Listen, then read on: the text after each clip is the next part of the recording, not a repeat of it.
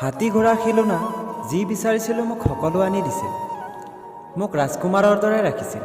দুখীয়া আছিলে কিন্তু মোক অনুভৱ হ'ব দিয়া নাছিল। এইটো কাহিনী এজনী মা আৰু এজন মৰমৰ পুত্ৰৰ। ভিডিঅ'টো স্কিপ নকৰাকৈ শেষলৈ চাই থাকক, নহ'লে একো বুজি নাপাব। এই কাহিনীটো শুনাৰ পিছত আপোনাৰ চকুৰ পানী ওলাই বা নোলাই আপুনি অন্তৰৰ পৰা জৰুৰ কান্দি দিব। আহক তেনেহ'লে ভিডিঅ'টো আৰম্ভ কৰোঁ।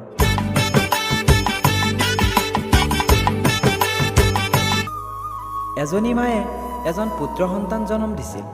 যেতিয়া সি 2 মাহৰ আছিল, সেই সময়ত তেওঁৰ দেউতাক পৃথিৱীৰ পৰা চিৰবিদায় হৈছিল। মাকে বহু কষ্টৰ মাজেৰে তাক লালন পালন কৰিছিল। মাকৰ এটা চকু নাছিল, সেইকাৰণে তেওঁ দেখাত বদচুৰত আছিল। যেতিয়া পুত্ৰৰ বয়স 4-5 বছৰ আছিল, তেতিয়া সি মাকক বহুত ভাল পাইছিল। সি কেতিয়াবা কেতিয়াবা সুধিছিল, মা, তোমাৰ এটা চকু কি হ'ল? মাকে উত্তৰ দিছিল, বেটা, এইটো চকু মোৰ জন্মৰ পৰাই নাই। লাহে লাহে সি ডাঙৰ হৈ অনুভৱ কৰিব ধৰিলে, মোৰ মা দেখাত বদচুৰত হয়। তাৰ মাকৰ লগত বাহিৰলৈ যাবলৈ লাজ লগা হ'ল। স্কুলৰ পেৰেণ্টছ মিটিঙত কেতিয়াও সি মাকক লৈ নগ'ল, লগৰবোৰে হাঁহিব বুলি। লাহে লাহে সি মাকৰ লগত বেয়া ব্যৱহাৰ কৰিব ধৰিলে। মাকে তাৰ ব্যৱহাৰক লৈ বহুত দুখী হ'ব ধৰিলে। কিন্তু তাৰ পিছতো মাকে তাক একো বস্তুৰ কমি অনুভৱ কৰিব দিয়া নাছিল। লাহে লাহে সি যিমান ডাঙৰ হৈ থাকিল, সি মাকক সিমানেই বিভিন্ন কথাৰে অশান্তি দিব ধৰিলে। কাৰণ মাথো এটাই, দেখিবলৈ বদচুৰত, চকু এটা নোহোৱা কাৰণে।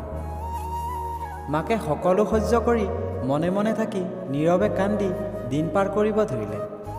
আৰু কিছুদিন পিছত সি বিয়া পাতিলে।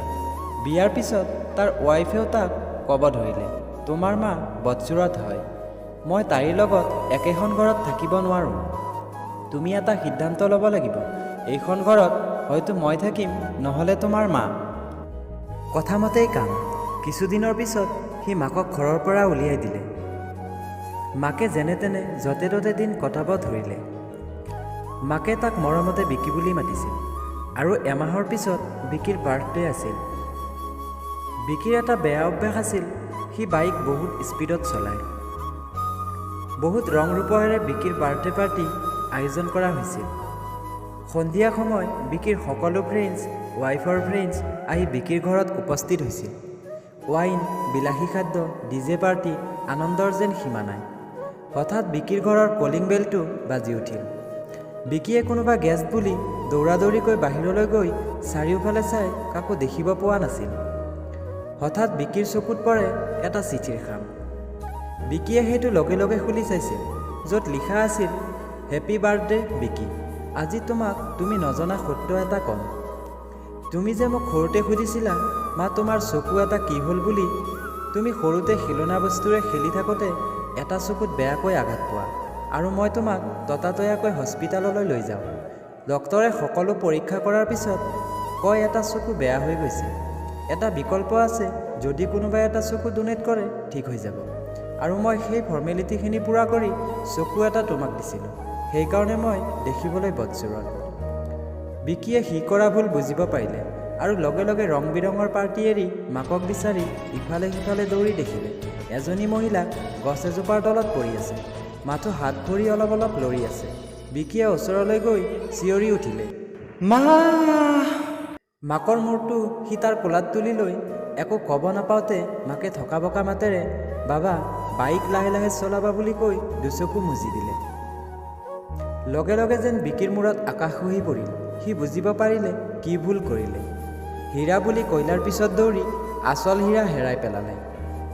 বন্ধুসকল, এজনী মায়ে কিমানখিনি মৰম কৰিলে নিজৰ মৃত্যুৰ সময়তো এনেকৈ উপদেশ দিব পাৰে, সেইটো বুজাই নক'লেও আপোনালোকে নিশ্চয় জানে।